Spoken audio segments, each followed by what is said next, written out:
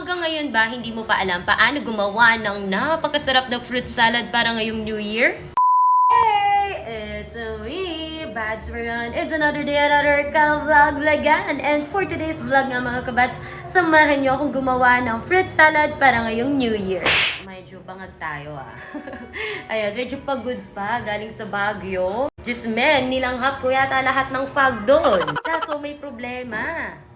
Hindi ko alam paano gumawa ng fruit salad. Nako, may sagot dyan. Dahil parehas lang naman tayo nangungumblema dahil hindi ko alam paano na gumawa ng fruit salad. Siyempre, dapat yung fruit salad na gagawin natin ay espesyal at masarap talaga.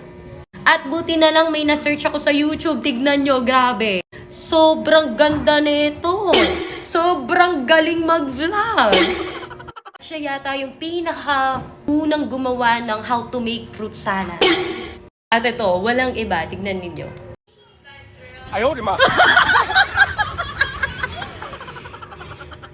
At wag na nating patagalin pa, gagawa niya tayo ng fruit salad habang nanonood nun, of course. At ito nga yung mga gagamitin nating sangkap. Pero hindi po talaga ako nagbibiro dahil nakalimutan ko talaga paano gumawa ng fruit salad. Based nga sa YouTube channel nila Vinyl Vlogs ni Bads Veron, sabi niya nga ilagay daw lahat ng liquid. At ito nga ang mga kondensada at all-purpose cream. At imix lang ito ng mabuti. Ang pinagkaiba nga lang dun sa video na pinanood ko, wala akong buko ngayon. Dahil sabi ko nga kung ano lang available, yun na yung gagawin ko. Next naman na nilagay ko itong cheese. At hindi ko nga napansin, parang medyo naparami itong cheese.